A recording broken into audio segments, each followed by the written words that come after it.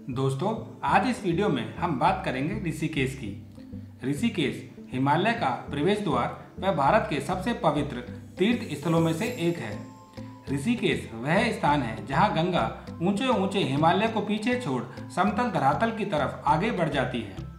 हिमालय की निचली पहाड़ियों और प्राकृतिक सुंदरता से घिरे इस धार्मिक स्थान से बहती गंगा नदी इसे अतुल्य बना देती है। ऋषिकेश को उत्तराखंड के चारों धाम केदारनाथ, बद्रीनाथ, गंगोत्री और यमुनोत्री का प्रवेश द्वार भी माना जाता है।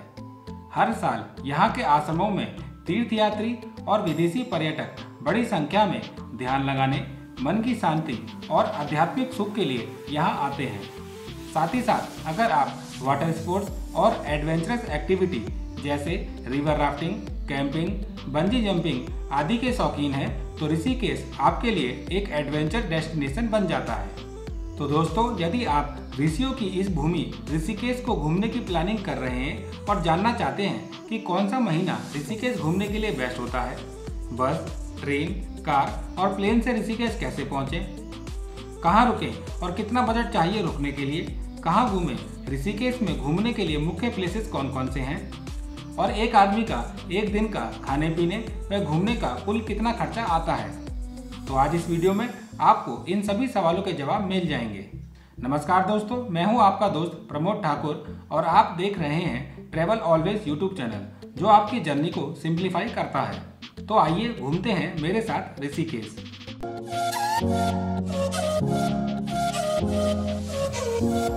दोस्तों, ऋषिकेश समुद्र तल से लगभग 1350 फीट की ऊंचाई पे बसा एक ऐसा स्थान है जहां लोग ध्यान और योग करने आते हैं। गंगा नदी के तट पर स्थित यह स्थान तीनों तरफ से पहाड़ियों से घिरा हुआ है। यह स्थान हरिद्वार के पास में है और कई मंदिरों, आश्रमों और योग संस्थानों के साथ ज्ञान और शांति प्राप्त करने का प्रतीक माना जाता है। यह स्थान आराम करने और प्रकृति के बीच तनाव को कम करने के लिए एक अद्भुत जगह है। अब आते हैं अपनी यात्रा की ओर और बात करते हैं कि कौन सा महीना ऋषिकेश घूमने के लिए बेस्ट होता है। दोस्तों, वैसे तो ऋषिकेश में आप पूरे वर्ष कभी भी आ सकते हैं, पर अगर आप वाटर स्पोर्ट्स एक्टिविटी करना चाहते हैं तो मार्च से मई तक का महीना आपके लिए बेस्ट रहेगा। रेनिंग सीजन को आप अवॉइड कर सकते हैं क्योंकि इस वक्त गंगा नदी में पानी भी बहुत ज़्यादा रहता है और स्पोर्ट्स एक्टिविटी बंद रहती हैं। वहीं अगर आप घूमने के लिए आ रहे हैं तो अक्टूबर से लेकर पूरा विंटर सीजन आपके लिए बेस्ट रहेगा। दोस्तों, ये तो हुई बात कि आपको कौन से महीने में ऋषिकेश आना चाहिए। अब बात करते हैं कि आप किस किस मोड ऑफ ट्रांसपोर्ट से ऋषिकेश पहुंच सकते हैं। दोस्तों, ऋषिकेश आप बस, ट्रेन, फ्लाइट या फिर कार और टैक्सी चारों ही माध्यम से पहुंच सकते हैं। दिल्ली से ऋषिकेश की दूरी लगभग 248 किलोमीटर की है। अगर आप बस और ट्रेन से आना चाहते हैं तो आप पहले हरिद्वार आ जाइए। हरिद्वार दिल्ली सहित बहुत सारे राज्यों से सीधे बस और ट्रेन सेवा से जुड़ा है। यहाँ से ऋषिकेश की दूरी मात्र 27 किलोमीटर की है, जिसके लिए आपको बहुत सारी बसेस और ऑटो मिल जाएंगे जो हरिद्वार से मात्र 50 से 60 रुपये में आपको ऋषिकेश पहुँचा देंगे। वहीं अगर आप फ्लाइट से आना चाहते हैं तो सबसे नज़दीकी एयरपोर्ट जियोली ग्रांट एयरपोर्ट है, जिसकी दूरी ऋषिकेश से 21 किलोमीटर की है। आप वहां से टैक्सी या बस के द्वारा इजीली ऋषिकेश आ सकते हैं। इसके अलावा आप अपनी प्राइवेट कार से भी आसानी से ऋषिकेश आ सकते हैं। दोस्तों, अब आप ऋषिकेश पहुंच चुके हैं। अब सवाल ये आता है कि कहाँ रुकें। दोस्तों, वैसे तो ऋषिकेश में रुकने के लिए बहुत सारे धर्मशाला और होटल बने हुए हैं, पर मैं आपको यही रिकमेंड करूंगा कि आप ऑटो करके सीधे लक्ष्मण झूला आ जाएं, क्योंकि लक्ष्मण झूला के आसपास आपको ज़्यादा बेस्ट ऑप्शन मिलते हैं रूम लेने के लिए कंपेयर टू अदर प्लेसेस। दोस्तों, हमने भी लक्ष्मण झूला मार्ग में ही ये रूम लिया है। रूम आप अंदर से देख सकते हैं कितना स्पेशियस है। इस रूम में आराम से 4 लोग या एक छोटी फैमिली आसानी से रुक सकती है। यह है इसका बाथरूम और ये भी काफ़ी स्पेशियस है, आप देख सकते हैं। इस रूम का किराया हमने दिया है मात्र 800 रुपये के आसपास, तो बजट के हिसाब से भी ये काफ़ी अच्छा होम स्टे है। आप अपनी रिक्वायरमेंट के हिसाब से इससे ज़्यादा बजट का रूम भी यहाँ ले सकते हैं। ऋषिकेश के ज़्यादातर होटल या गेस्ट हाउस से ही आपको घूमने के लिए स्कूटी या बाइक रेंट पर मिल जाती है, जो एक दिन का 500 रुपये से 600 रुपये तक चार्ज करते हैं। दोस्तों, अब यदि आपने होटल ले लिया है तो आप होटल पे थोड़ा रेस्ट करके अपनी थकान को दूर कर सकते हैं और कुछ देर आराम करने के बाद लक्ष्मण झूला देखने के लिए जा सकते हैं। लेकिन आगे बढ़ने से पहले यदि आपको ये वीडियो इन्फॉर्मेटिव लग रही है तो प्लीज़ इस वीडियो को लाइक कर दें और चैनल को सब्सक्राइब जरूर कर लें ऐसी ही इंटरेस्टिंग वीडियो देखने के लिए। दोस्तों, ये है लक्ष्मण झूला पुल, जो ऋषिकेश की एक खास पहचान है। जब आप इस पे चलते हैं तो ये आपको झूलता हुआ प्रतीत होता है, इसीलिए इसको झूला पुल भी कहते हैं। यहाँ से आपको गंगा नदी का बहुत ही सुंदर नज़ारा दिखाई देता है। ऐसा माना जाता है कि पूर्व में नदी को पार करने के लिए लक्ष्मण जी ने इस स्थान पर जूट का पुल बनाया था। बाद में सन 1939 में इसे नया स्वरूप दिया गया। 450 फीट लंबे इस पुल पर खड़े होकर आप आसपास के बेहद ही खूबसूरत व मनोरम दृश्यों का आनंद ले सकते हैं। इस पुल से सामने आपको 13 मंजिल त्र्यंबकेश्वर मंदिर का अद्भुत नजारा दिखाई देता है। आप चाहें तो इस मंदिर के टॉप पर भी जाकर दर्शन कर सकते हैं। दोस्तों, लक्ष्मण झूला देखने के बाद आप नदी किनारे पैदल पैदल चलते हुए परमार्थ निकेतन व रामझूला को जा सकते हैं। यहाँ से रामझूला की दूरी मात्र 1.5 से 2 किलोमीटर की है और रास्ते में आपको आराम करने और बैठने के लिए कई स्पॉट मिल जाएंगे। यहाँ से रामझूला के एक छोर में पहुँचने के बाद आप यहाँ की लोकल मार्केट का एंजॉय करते हुए 10 से 15 मिनट में परमार्थ निकेतन आश्रम के पास पहुँच जाएंगे। परमार्थ निकेतन रामझूला के पास ही है। परमार्थ निकेतन आश्रम हिमालय की गोद में गंगा के किनारे स्थित एक अत्यधिक सुंदर आश्रम है। इसकी स्थापना सन 1942 में संत सुखदेवानंद जी महाराज ने की थी। यह आश्रम ऋषिकेश का सबसे बड़ा आश्रम है। यहाँ सुबह की सामूहिक पूजा, योग, ध्यान, सत्संग, कीर्तन एवं सूर्यास्त के समय गंगा आरती होती है। यह आश्रम अंदर से अत्यधिक खूबसूरत है। ध्यान और योग सीखने के लिए जिस खास वातावरण की तलाश सबको होती है वो आपको इस आश्रम में हर जगह मिल जाएगा। आश्रम के बाहर गंगा नदी के तट पर भगवान शिव की अत्यधिक विशाल एवं आकर्षक प्रतिमा स्थापित है।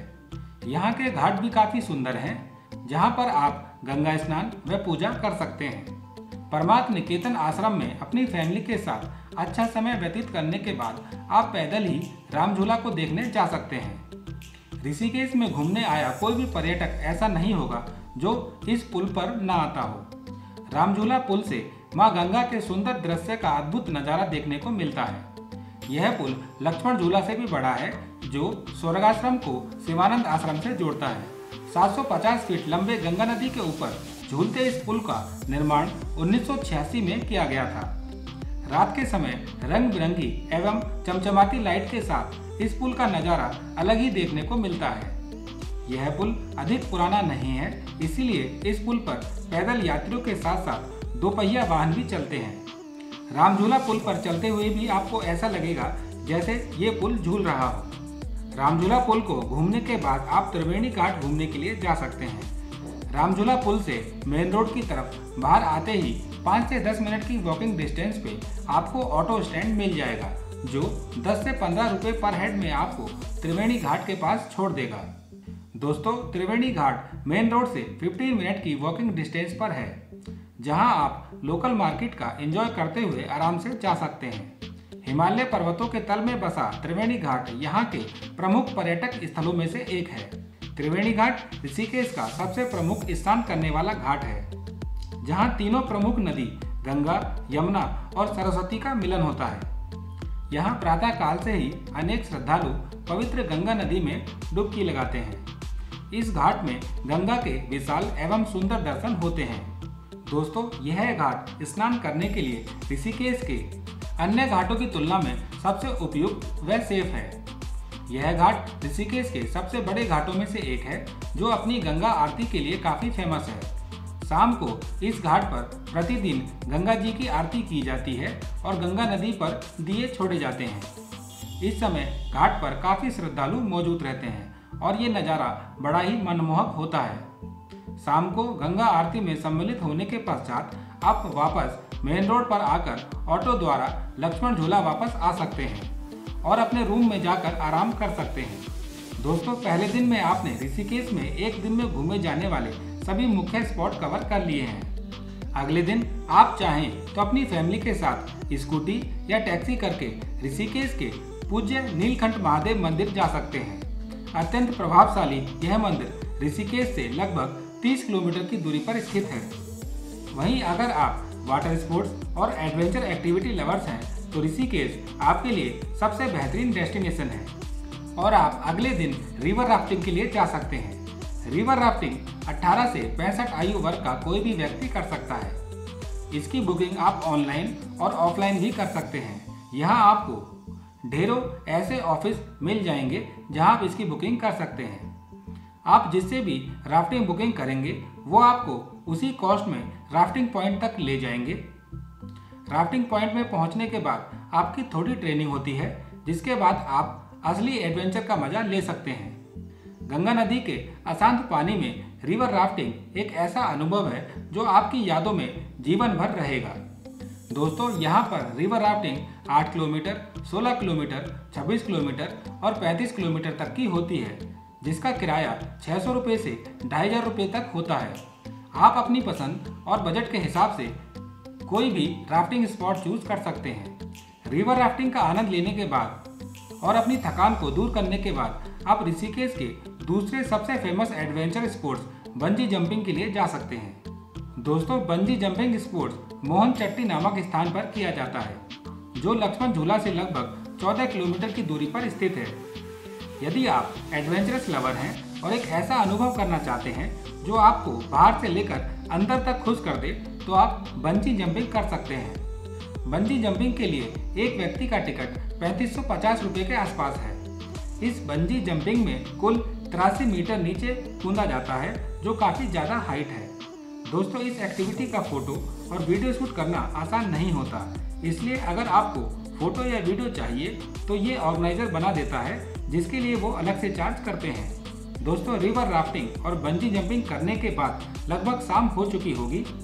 अब चाहें तो आप यहाँ कैंपिंग भी कर सकते हैं, जिसको आप अपने बजट और रिक्वायरमेंट के हिसाब से सेलेक्ट कर सकते हैं। ऋषिकेश में आपको कैंपिंग करने के बहुत सारे ऑप्शन मिल जाते हैं। दोस्तों, वैसे तो ऋषिकेश में घूमने और एडवेंचरस एक्टिविटी के और भी कई स्पॉट हैं, पर 2 दिनों के अंदर आपने ऋषिकेश के सबसे मुख्य प्लेसेस घूम लिए हैं और स्पोर्ट्स एक्टिविटी कर ली हैं। अब सवाल ये आता है कि ऋषिकेश को घूमने के लिए एक व्यक्ति का प्रतिदिन का खर्चा कितना आएगा। दोस्तों, यदि आप 2 लोग आते हैं तो लगभग 800 से 1000 रुपये तक आपको यहाँ ठीक ठाक रूम मिल जाएगा। यानी एक व्यक्ति का 500 रुपये एक दिन का रहने में लगेगा। खाने में भी आपका लगभग इतना ही एक दिन का खर्चा लगेगा। वहीं ट्रांसपोर्टेशन में आपको 200 रुपये से 250 रुपये का खर्चा आ सकता है। यानी प्रति व्यक्ति कुल खर्चा एक दिन का आता है 1250 रुपये के आसपास। यानी यदि आप 2 दिन ऋषिकेश घूमते हैं तो आपका 2500 रुपये के आसपास टोटल खर्चा आएगा। दोस्तों, इसमें हमने आने जाने और एडवेंचर एक्टिविटी का खर्चा इंक्लूड नहीं किया है, वो हम आपको पहले ही एक्सप्लेन कर चुके हैं और उसको आप अपने बजट के हिसाब से सेलेक्ट कर सकते हैं। तो दोस्तों, इसी के साथ ऋषिकेश की यात्रा समाप्त होती है और उम्मीद है कि ये यात्रा आपको काफ़ी पसंद आई होगी। यदि अभी भी कोई कन्फ्यूजन हो तो आप कमेंट में लिखकर मेरे से पूछ सकते हैं। तो दोस्तों, आज की वीडियो में बस इतना ही। वीडियो अच्छी लगी हो तो प्लीज़ इस वीडियो को लाइक कर दें और प्लीज़ चैनल को सब्सक्राइब जरूर कर लें ऐसी ही इंटरेस्टिंग वीडियो देखने के लिए। तो मिलते हैं अगली इंटरेस्टिंग वीडियो में। जब तक के लिए खुश रहें, स्वस्थ रहें, नमस्कार।